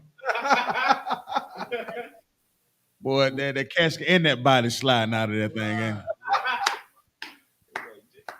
Oh my goodness, that'll be a sight to see. You cutting up over that mile, y'all. Cutting up, brother. So it said, now we exhort you, who? Brethren. Right. Brethren. And we do what? Warn them that are unruly. What does that mean? Unruly means no. What does warn mean? Oh, the warn is make them aware of what's going on, like you sound an alarm or you letting them know something. First, you need to understand that this is what? This is an order. This is an order. That's what soldiers do. Soldiers follow orders. Now look at it like that. This is a order, right? Now read it like if somebody was giving, like you was giving an order, Quadon. Come. Now we exhort you, brethren. Warn them that are unruly. That are what? Are unruly. Yeah, that's an order right there. I'm warning you that when you're unruly, to warn them, do what? What does that mean? Warn them that are unruly. Mm-hmm. Comfort the feeble-minded. So what makes them unruly, Baba Kashaw? What would make somebody unruly? Come on. So like you said, lack of order. Lack of discipline. Come. What else? Not understanding their duties. Come. Not understanding their what? Responsibilities. Right. Not knowing how to love. Not knowing how to communicate. Hating yourself.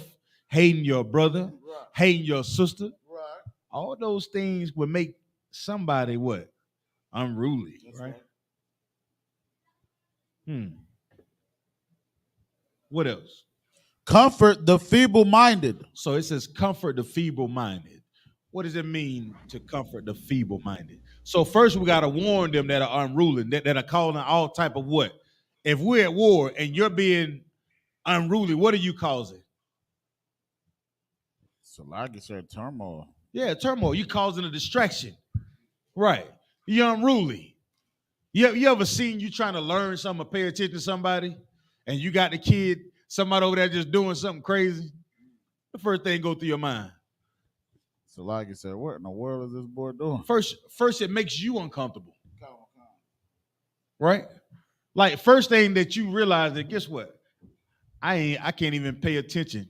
You ever you watching your favorite television show? I know y'all be into that what's it, Power? Not Power, what's the new one? What you be watching? Look, I know. Look, I get with these young brothers over here. So you watching that BMF, and your little sister in there playing the guitar. She just in there, ring, ding, ding, ding, ding. What you gonna say? Cut it out. She keep playing it, and what you gonna say? I told you one time to stop playing it. She still ding, ding, ding, ding, ding. She keep playing it the third time. You realize that your sister's what? Undisciplined. Salak. Come on with it. I got to hit on this, sir, because you hit it on the nail on the head. And this should be an example to everybody who's watching our classes online. You ever notice how you get to watching the class, then here comes somebody calling or some kind of distraction? Don't let them distract you from watching these classes. Come on, give them a hand. You know who the real distractions be when you start learning this truth? Your family. They're gonna call you unruly, but they're the ones that are really going against the Lord. You going to that class again? Huh? That's what they're gonna say. You going out to that class again? They're gonna tell you to put them things on y'all heads. And then what they be saying? What them bands y'all be wearing? What them y'all look like Ninja Turtles? Okay. I'll be a Ninja Turtle. But soon as your problem kick in, hey, cuz. Hey, Unc. But that's part of a soldier duty too. We go back and forth with the civilian. Sometimes it's good to extend yourself to the civilian to understand. That's why we go out and Commanding Junior Hunter has food programs. You understand? That's why we have the prison program. Right? Read that verse again, Quadon. Come. It says, "Now we exhort you, brethren, warn them that are unruly, comfort the feeble-minded." You know what how somebody respond when they are ruly, they're actually being in order. When they come through the door, they say "con" on the one con. Somebody who just be like, "Yeah, I'm watching you." I have to start watching you. Yeah, uh-huh. Yeah, hey, it's like it, soldier. Can you get this done? Yeah. Nah, you sure you want to be in here, brother? Because we say "con" on the one con around here, and we do it with pride. You understand? That's right.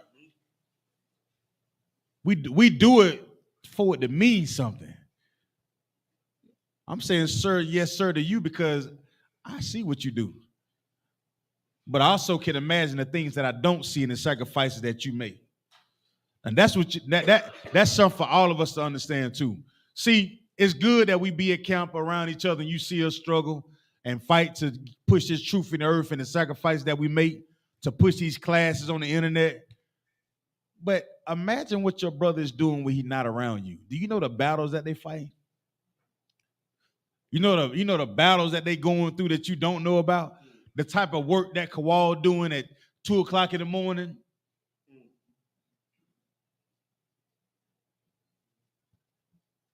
Your rib, she don't understand. Like you coming home from camp at 12:30, and she talking about why you didn't drink the last sip of orange juice. Come. She don't understand. Like them. Hey, I had to keep my eyes open the whole way home, Quadon. Right. Just so I can make it here. Read that verse again. Come. It's the book of 1 Thessalonians chapter 5, verse 14. Let's go. "Now we exhort you, brethren, warn them that are unruly, comfort the feeble-minded." What does it mean to be feeble-minded? Salagi, sir. Sir. Come on with it, Yerma. It's like a person who doesn't make intelligent decisions. Right. Young, like that. You want to comfort them and tell them, hey, Awoyala, hey, brother, you might want to try to do this like this. Hey, Quadon, you want to try this like this. Comfort your brother. That's part of your what? That's part of your duty. That's right. That's part of your responsibility, right? Because one thing we all have to realize, not everybody is as strong as you are. Everybody ain't as strong as you are. Everybody don't necessarily make the right decision the first time. That's why brothers in here say, hey, no sweat, all right? Next time do it like this. You want to be able to comfort a brother. You don't want to create envy and hate between a brother and him making a decision about something that he didn't quite understand.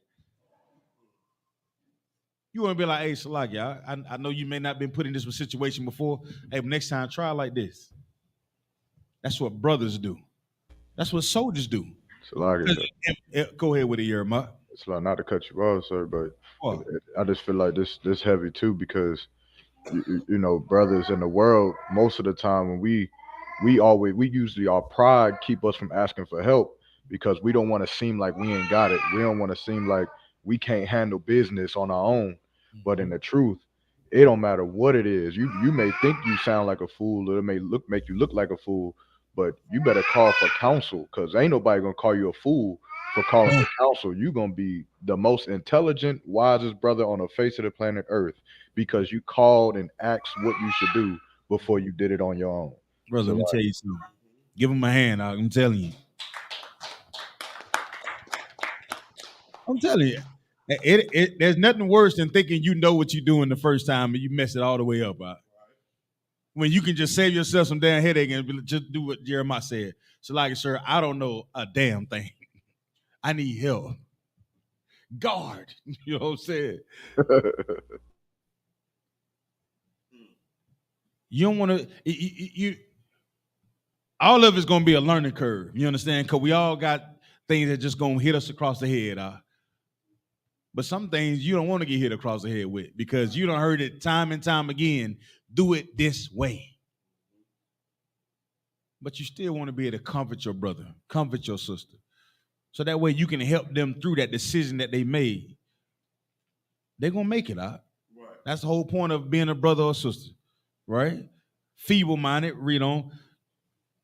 Come. Support the weak. Be patient toward all men. Right. Don't fight a brother that's trying to help you. You know what I'm saying? You trying to be a brother help. And that's what they say. Like, y'all ever seen them and say when somebody is drowning, and sometimes when somebody's trying to save them, they actually drown the person that's trying to save them. Come on with it. It's hilarious. There was they made a movie about it, but it was some foreign country where these kids had got stuck in this cave tunnel, and the only way that they could get them out was they had to sedate them underwater because while they carrying them under the water, if they woke up, then they would start fighting against them, and then they would end up dying and drowning. You know, it's like so they had to keep them asleep. Damn, ain't that something? When we talk about brotherhood, when you realize a brother's actually trying to help you, don't fight against them. That's crazy. You're in harm's way, ain't that what we said earlier? You may not be in physical danger. You may be in what? Mental danger. If you're not in mental danger, you may be in financial danger. So if a brother is trying to help you out, don't fight against him. Right. Sometimes it's good to say, Salaki, y'all show me what you're talking about. You know what I'm saying? Right. Don't fight against your brother, man. Right? Where we at? It says support the weak. Be patient towards who?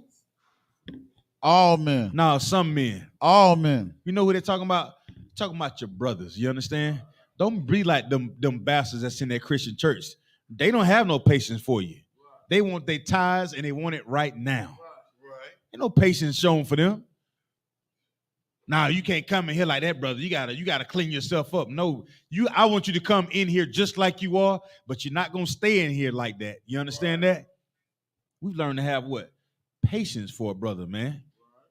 Like I said earlier, Commander General Hunter, he extends his arms to the brothers that's out there in the streets, brothers that's in prison, to murderers, to gang bangers, you understand? To sisters that were used to walk the streets, sisters that didn't want to have nothing to do with their children, brothers that didn't want to have nothing to do with their children. Commander General Hunter say, I'm gonna fix him. I'm gonna show you how that you can become a soldier. That's what soldiers do. It's part of our what, Quadon? Our duty. It's part of our duty. It's part of our duty, right? Read on. Con, verse 15. See that none render evil for evil unto any man, but ever follow that which is good, both among yourselves and to all men. What does that mean?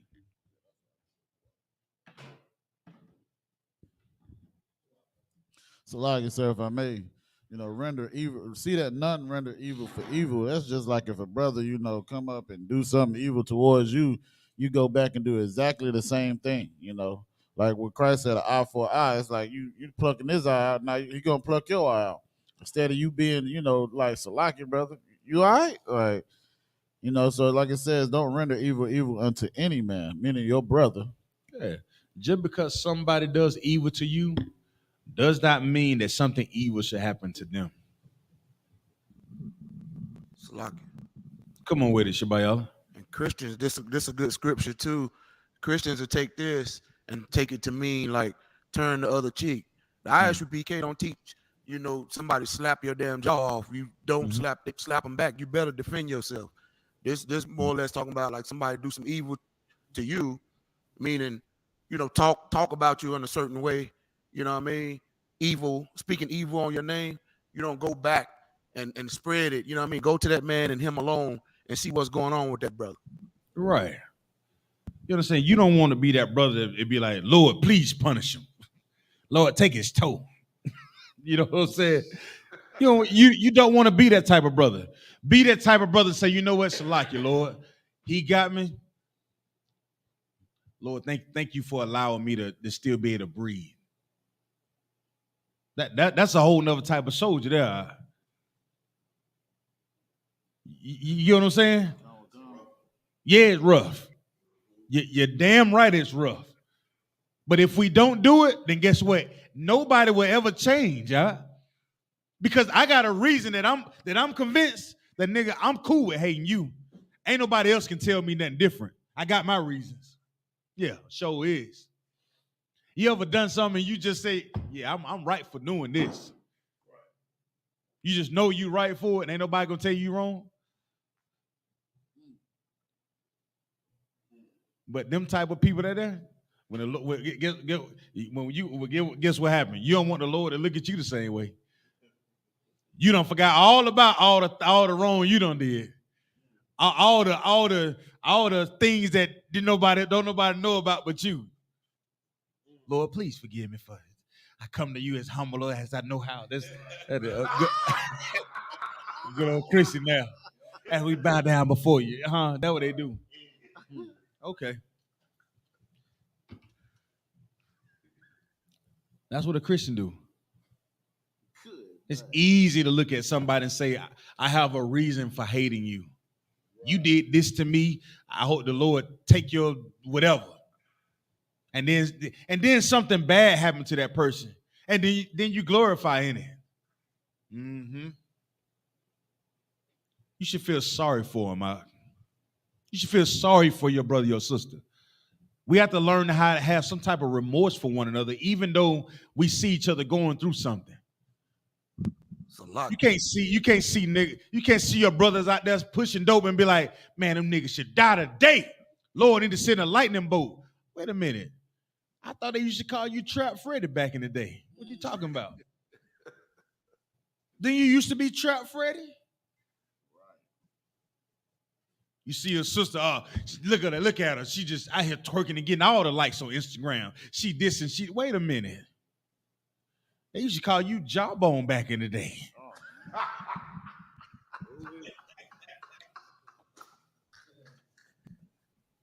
Salakia.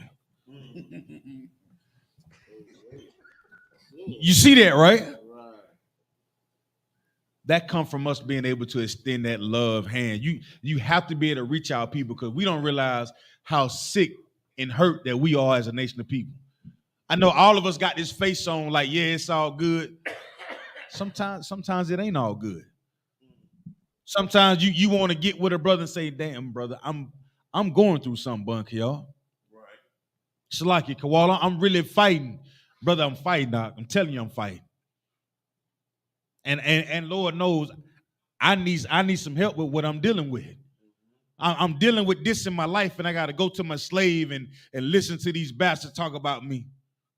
I'm dealing with this in my life, and man, my daughter can't stand me. She don't even speak to me when I walk in the house. I walk in the house, the kids go in the other room. I get home and I got crackers and oatmeal in the microwave for me to eat. You don't think a brother is important? And you wonder why so many brothers be stuck on them damn video games. It's an escape. You wonder why so many of your brothers get high and have sex with whores. That's the excitement of life because everything else is in disarray, if I may. So yeah, we supposed to encourage the weak.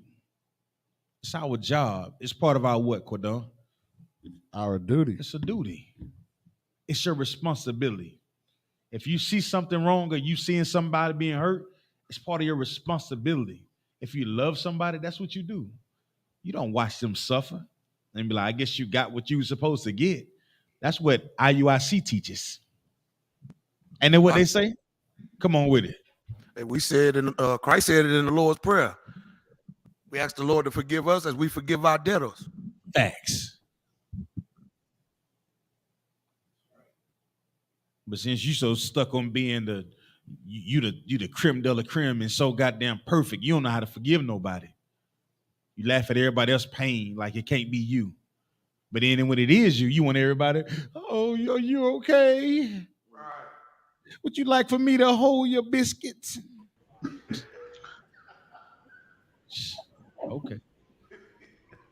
Don't be like Salaki, sir. Come on with it. Who that? That's Abadar one? Jamaica. Jamaica. Get Jamaica hand. Canada Yo. one kind. Come on with it, huh? Yeah, what you're saying is so heavy. You know, I remember that the stories in the Bible back at Jerusalem. Those who were at Jerusalem who were born who was circumcised on the 8th day and born in Jerusalem. They were saying, "You out there, you are Gentiles. You don't have any part in the kingdom of God." Until now, there's no temple, there's no Jerusalem, and all of us, he said, "Oh, so what Paul was saying was true. That okay, Lord, yeah, we humbly bow before you." Right. Because none of us is now circumcised on the 8th day. Facts. Before the peace. Right. But we didn't want to forgive those that were out there. Right. That's what makes it heavy. Because when we talk about our lives, you open up the Bible, you'll realize you're in here too. You understand? It's us, huh? That's why I hit home. You get talking about a soldier's life and making the sacrifices for everybody that's around you. You do it because you love them. Everybody not gonna understand it. Somebody gonna say, "Well, you weren't spending time with me, and you need to do this and da da da da da." I'm on a mission, and my mission just don't stop with you. My mission starts with every black and brown or Native Indian that I come across. That's right. That's my life. That's the life of a soldier. And it's my job to correct the ones that need to be corrected, Bunk, y'all. To help the feeble-minded, for the ones that say they are weak. And if you're an officer of 50, you got 50 brothers you need to be trying to look for and watch out for in them streets. You're officer of 500, you got 500 brothers out there you need to be trying to find to put into this school. You're officer of 1,000, I need 1,000 men in this damn school that you're looking out for. You're officer of 5,000, we need 5,000 men that you can say that they'll stand up to you and say, "Con out of one con," without a shadow of a doubt, huh?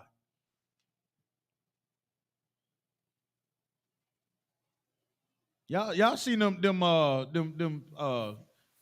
Edomite movies when the king like, "We're gonna go out here and die," and they take 2 steps and the bow and arrow hit them.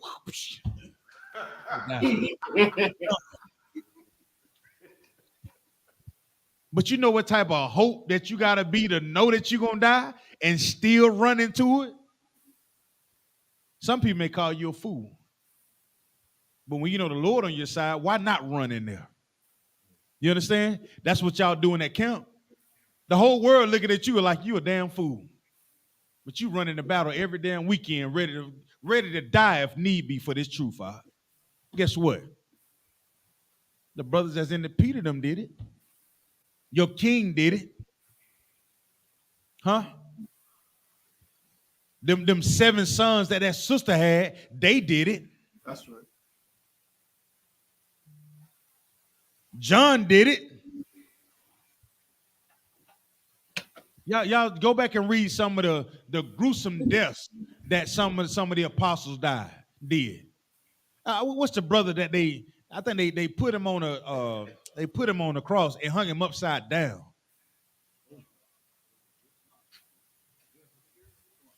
I forgot the brother's name. Go look it up. Some of them brothers died some terrible deaths. I want to say Peter, one of them. I forgot. I go back and look, but I'll find it. Guess what? All the thing you gotta do today is say, "Lord, I'm with it.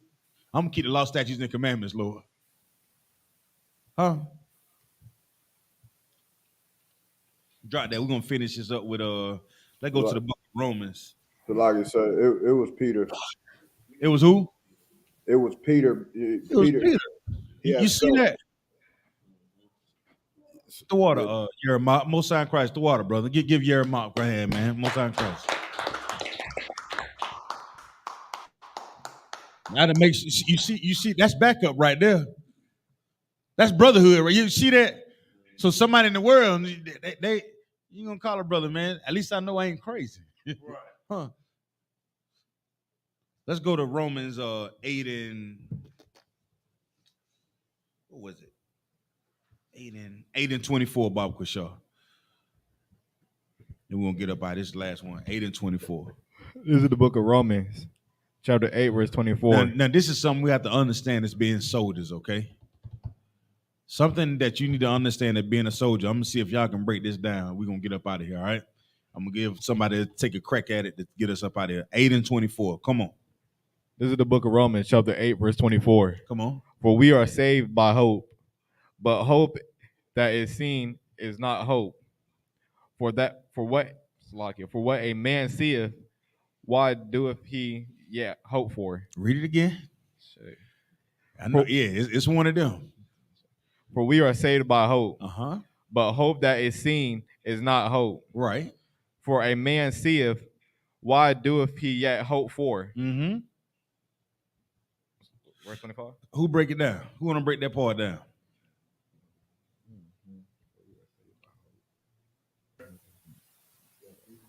Salakia, sir, if I may. Please. Okay. Okay. If something has already occurred, basically, if you've seen it, that means it's already happened already. Yanazar. Let's use what's there first, okay? Let's use what's there. Uh-huh. Okay, sir. It says, for we are saved by hope. Mm-hmm. Okay, so hope is what keeps us going, the hope that we have. Now think of a soldier now. Think of a soldier. I ain't talking about that black soldier. I ain't talking about Virgil Tibbs either. I'm talking about a soldier. I ain't talking about that black man that was on Predator that put down his gun and what he do with it. I'm talking about a soldier, right? So, if I may, sir, the hope of the soldier is victory and to destroy his enemy. That's the hope. Okay, go ahead. And victory is the hope. Most of us Christ. all. Uh-huh. And if we already seen the victory, then what are you hoping for? So the thing that we're hoping for is the victory that we haven't seen yet, the achievement that we haven't reached yet. So in other words, what it's saying is it's real easy for you to believe in something that's right there in front of you. You understand? It's real easy to be like, yeah, I got this. We're gonna win this game tonight, Kawal. We up by 30 points with 2 minutes left in the fourth quarter. Yeah, you gonna, of course. It pretty much don't matter, right? Because the ball game is over, correct? Everybody you on point with me, right? So I don't need to look for a heroic win. The game is already in the bag. It's in front of you, right? Read on. So you ain't really got nothing to hope for. The game is done. What you need hope for when you know it's done already? Read verse 25. Verse 25. But we hope for that we see not. Mm-hmm. Then do we with patience wait for it? Right. Then do we with patience wait for it. That's the statement. Then break that part down. Salak. Mm-hmm. Go ahead. You got it, Yarmouth. Okay, Khan. So Salaki, like what this scripture is talking about is our endurance in the truth. The scripture is telling us that our hope is our firepower. It's our strength, our hope. And so our hope is not the hope of the Christian church. The Christian church's hope is they want to see Christ walk on water. Their hope is they want to see you raise someone from the dead. Thanks. Our hope is that we get another day and another year to raise our brothers out from this world, and that we continue to do this work. Otherwise, if tomorrow we say, damn, Christ isn't back yet, then how much hope did we really have? How much faith do we really have if tomorrow is our deadline? If the year 2000 is the deadline for us not eating shrimp, crab, pork, and lobster, then we don't have much strength. But our hope is that it doesn't matter until the day that we die, we will continue to do this work, which is why the UPK is second to nobody, because we have no deadline for the work that we do. Most High in Christ. And in the famous words of Jim Muhammad, give him a hand. And with that, I'm gonna turn the class over to preaching power of the Lord, Bun Kiyos.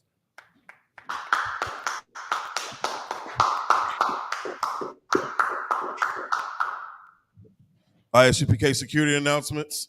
We are the ISUPK, started out of 1 West, 125th Street, Harlem, New York. Rule for new brother and sister. When a new brother or sister comes to the school, they are off limits for 6 months.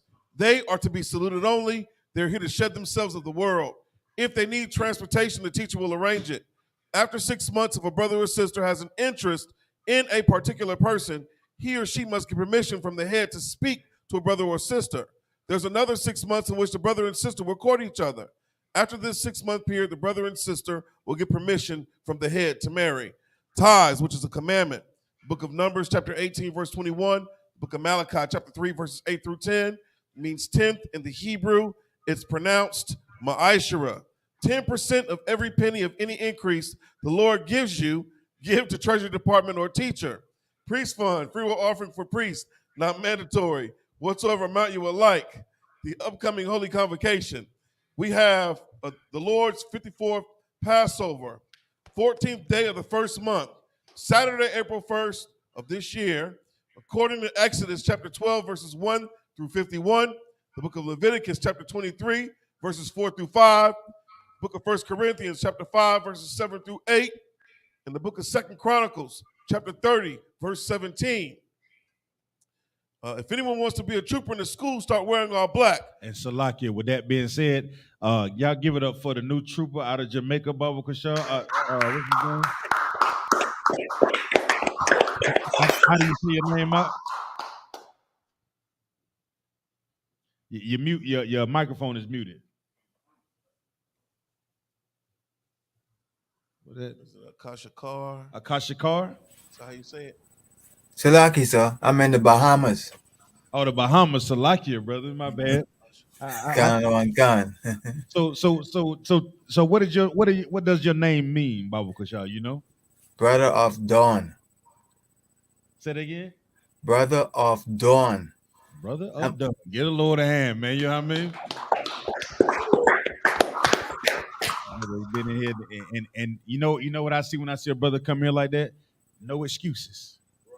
You see that? Brother in the Bahamas can log into our classes and get this truth. Ain't no excuses. That's why we say the prayers that we say, open up the internet and the airwaves. The Lord will move, but you gotta first have what Jeremiah said. You gotta know that what it may not be right there in front of you, but you gotta know that it'll happen. That's right. You know what I'm saying? Most High in Christ, brother, the water. All right, if anyone wants to be a trooper in the school, start wearing all black, boots, shirt, pants, headband, and scarf. And with that, imajim, men only, which means to stand. Men of Israel, we're going to render one courtesy salute to the teacher. Imajim Shabbat, imajim, Barak, Yahweh by Yadam hands down.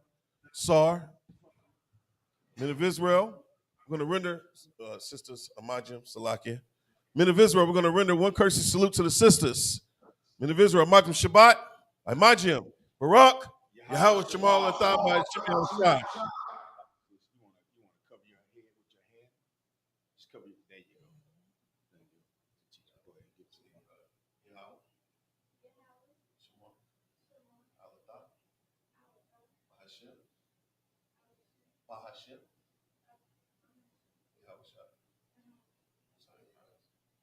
And with that, class dismissed.